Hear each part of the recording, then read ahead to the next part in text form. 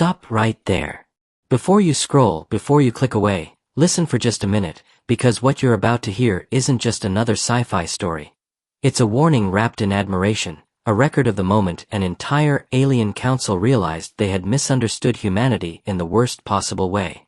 If you enjoy stories where humans don't just survive, but dominate, make sure you subscribe to Coming the HFY, because this one explains exactly why you should never underestimate a species that trains its children like soldiers and calls it normal. My name is Virex Tal, fourth observer of the Kelleran Assembly, specialist in developing civilizations, and, until recently, a firm believer that most intelligent species eventually collapse under their own inefficiency.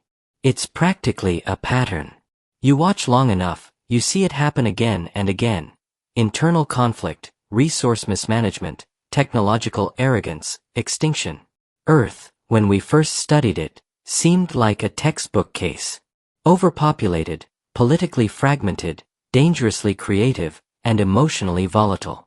A species that could argue for hours about trivial things and then invent something capable of reshaping entire industries overnight.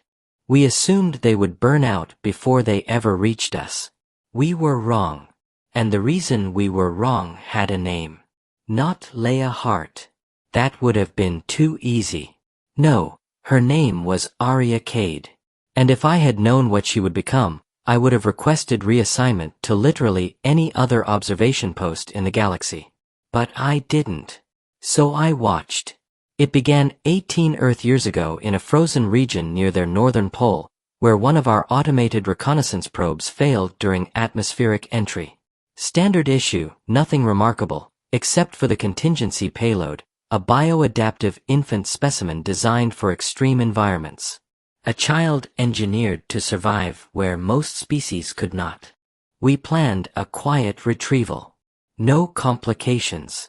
No exposure. Humans found it first. Of course they did.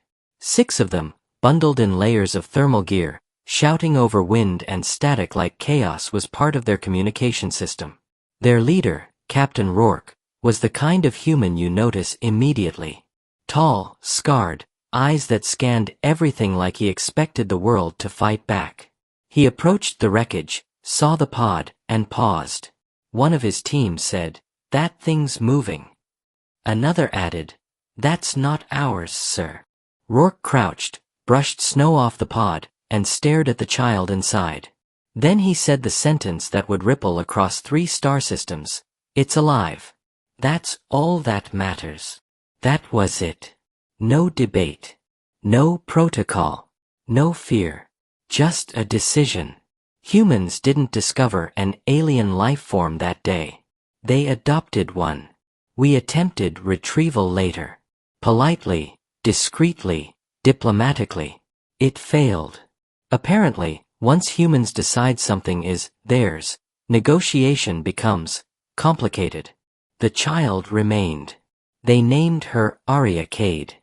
Raised her in a military facility carved into the mountains, because of course they did, and that's where I began observing her years later. At first, I assumed she would struggle. Different physiology, different instincts. She was smaller than most recruits, quieter, less outwardly aggressive. Then training began, and that assumption died faster than I thought possible. Human training methods are loud. There is a lot of shouting. I initially believed this was inefficient. I no longer hold that opinion. A drill instructor named Sergeant Hale would stand in front of recruits and yell statements that sounded less like instruction and more like psychological conditioning. "You are not special," he would shout. "The battlefield doesn't care who you are." The recruits would respond in unison, voices echoing through the compound. It was ritual. It was pressure. It was transformation. Then Hale stood in front of Arya one day and asked, "What happens when the enemy is bigger than you?" She didn't hesitate. "Then I don't fight fair." There was laughter. Then silence. Hale stared at her for a long moment before nodding slowly. "Good answer." That was the moment I realized she wasn't adapting to human training. She was thriving in it. Physically, she was exceptional. Faster reflexes, stronger muscle density, enhanced perception, but humans didn't treat her like an advantage. They treated her like a challenge. They pushed harder. Longer drills. Tougher simulations. At 12, she completed endurance tests meant for adults. At 15, she broke reaction time records. At 17, she incapacitated a full-grown soldier during sparring, and then helped him up and apologized. The soldier laughed and told her, "Never apologize for winning." Humans are contradictory mentors. They teach compassion and brutality in the same breath. But what fascinated me most wasn't her ability. It was her mindset. She didn't panic. Ever. During one live-fire exercise, alarms blaring, chaos everywhere, another recruit shouted, "How are you so calm?" Arya reloaded her weapon without looking up. "Because panic wastes time." "That's it?" he asked. She shrugged. "That's enough." That answer spread through the facility like a quiet truth no one wanted to argue with. Years passed. She improved. Refined. Became something precise. Humans began giving her nicknames, most of which she ignored, except one, the Colonel's problem. Because her adoptive father, Colonel Arya Cade, refused to treat her differently. If anything, he was harder on her than anyone else. During one simulation, he placed her against 4 opponents. Someone protested. "Sir, that's not fair." The Colonel didn't even look up. "War isn't fair." 20 seconds later, all 4 opponents were down. Arya stood in the center, breathing steady, and said quietly, "That felt slow." That word, slow, echoed through our observation deck like a threat. Because if that was slow, what did fast look like? We reported everything to the assembly. Their response was cautious. Concerned. Humans, they said, were unpredictable. Integrating an alien subject into their military could produce complications. They were right. But not in the way they expected. 5 years later, Earth joined the interstellar community.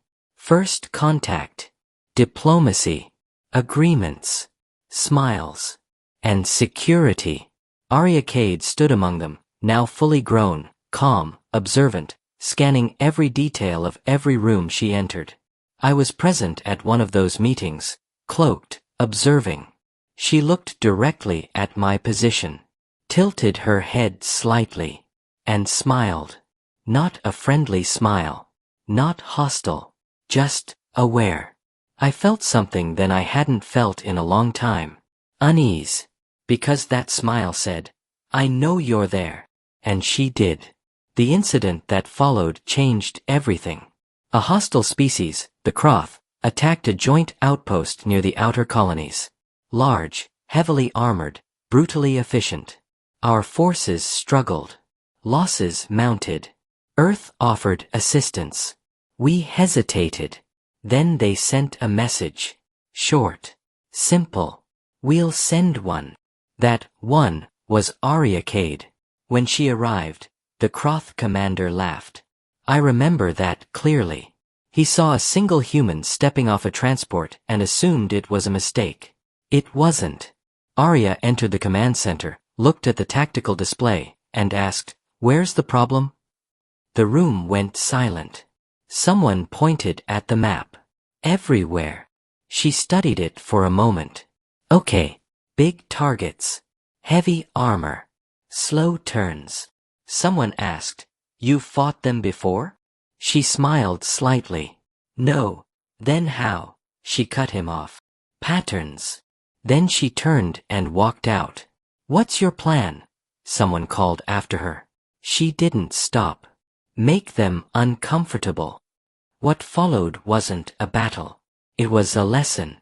Arya moved through the station like she understood it better than the engineers who built it. She used corridors, shadows, timing. She separated groups, distracted them, forced them into positions where their size became a disadvantage. The Croth were powerful, but predictable. She wasn't. Within minutes, units started dropping. Not from overwhelming force, but from precision.